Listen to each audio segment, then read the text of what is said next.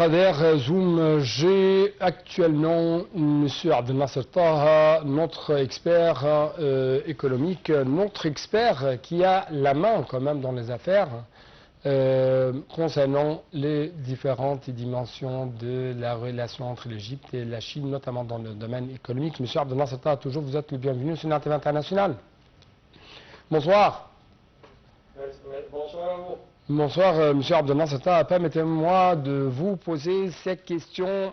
Comment les grandes puissances mondiales comme la Chine, l'Inde et la Russie observent ou voient l'Égypte, observent sa performance économique et quand même, pourquoi l'Égypte est invitée à ce sommet de Shanghai à Tianjin? Merci pour cette question. C'est très essentiel aujourd'hui que nous tous, on connaît bien que la guerre entre la Chine et les États-Unis est devenue, dans les derniers mois, de plus en plus dure. Et on sait que les nouvelles réglementations qui contrôlent les taxes entre les deux pays sont devenues une vraie guerre commerciale. Et je crois que c'est aussi la situation géopolitique au Moyen-Orient.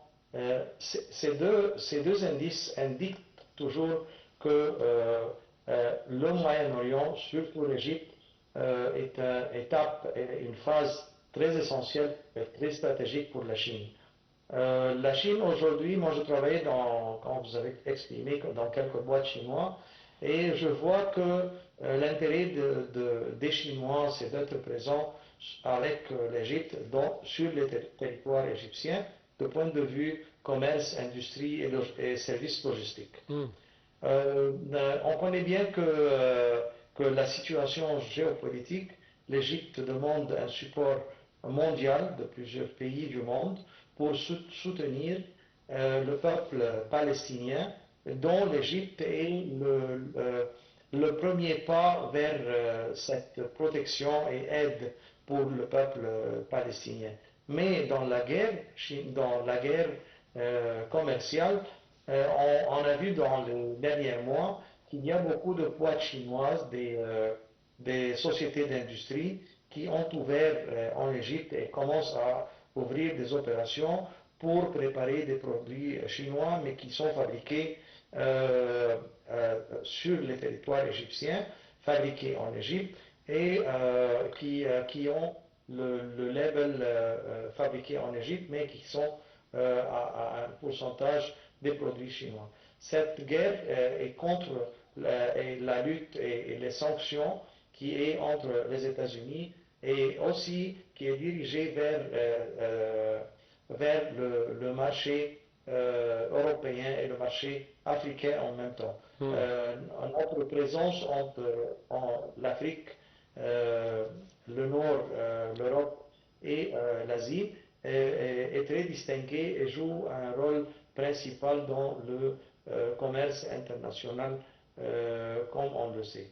De point de vue économique, les quelques dernières dizaines d'années, l'alliance entre l'Égypte et Shanghai est connue par être un des plus capitales de commerce international et d'industrie, non seulement en Chine, mais mondialement. Donc, inviter l'Égypte à faire partie, et à faire partie de cet événement, active bien et d'une façon très forte l'alliance et la partenariat entre l'Égypte et la Chine, dont les deux pays ont totalement besoin de l'améliorer et augmenter le plus vite possible. Oui. M. Abdel Nasser Taha, la presse occidentale a écrit que derrière les sourires, il y avait une rivalité intense entre la Russie et la Chine, mais aussi on trouve qu'il y a une rivalité au niveau asiatique entre la Chine et l'Inde.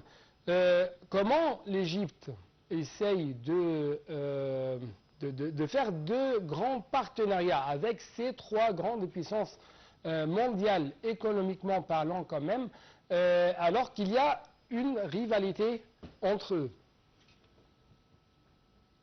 La présence ou l'influence de trois très grands joueurs politiques et économiques en même temps. La Russie est un joueur politique, militaire et aussi un pôle très important dans l'industrie et la force militaire au monde. La Chine, la même chose. Et l'Inde, chaque pays a sa personnalité. Et chaque pays, entre les trois, a aussi son plan pour la relation au Moyen-Orient. Donc, j'ai commencé par décrire que la situation géopolitique joue le rôle principal même dans le commerce. Maintenant, la guerre n'est plus limitée comme guerre mondiale, comme guerre militaire, excusez-moi, mais comme guerre et lutte plutôt politique. Même les coûts de n'importe quelle guerre sont liés directement à la situation et l'influence économique. Donc, je crois qu'on a vu par exemple le soutien qui a été entre la Russie et Iran dans le conflit entre Iran et Israël.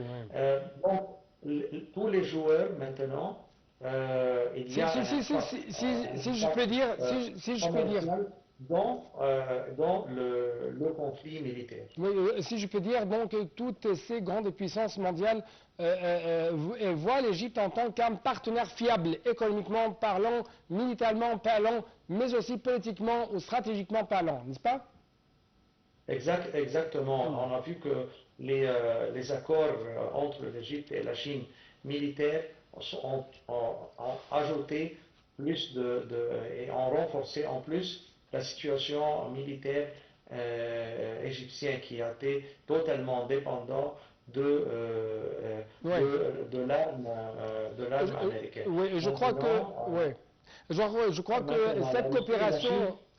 cet équilibre. Oui, je crois que quand même que cette coopération de plus en plus fructueuse entre l'Égypte et la Chine, que ce soit dans la nouvelle capitale administrative ou dans la nouvelle ville d'Al-Alamein, montre bien comment l'Égypte fait des accomplissements tout à fait très impressionnants pour tout le monde, montre bien pourquoi l'Égypte est devenue de plus en plus un point très attractif. Donc, j'aimerais bien sûr vous remercier infiniment pour de telles explications de votre part en ce qui concerne les différentes dimensions de ce sommet de Shanghai et pourquoi l'Égypte a été choisie quand même pour être là-bas, pour être l'invité de ces grandes puissances économiques mondiales. Merci beaucoup, chers téléspectateurs. Je n'ai plus de temps pour donner plus d'espace à notre invité pour nous expliquer un peu plus de ce sujet, mais en même temps, je dois vous remercier infiniment. À la prochaine.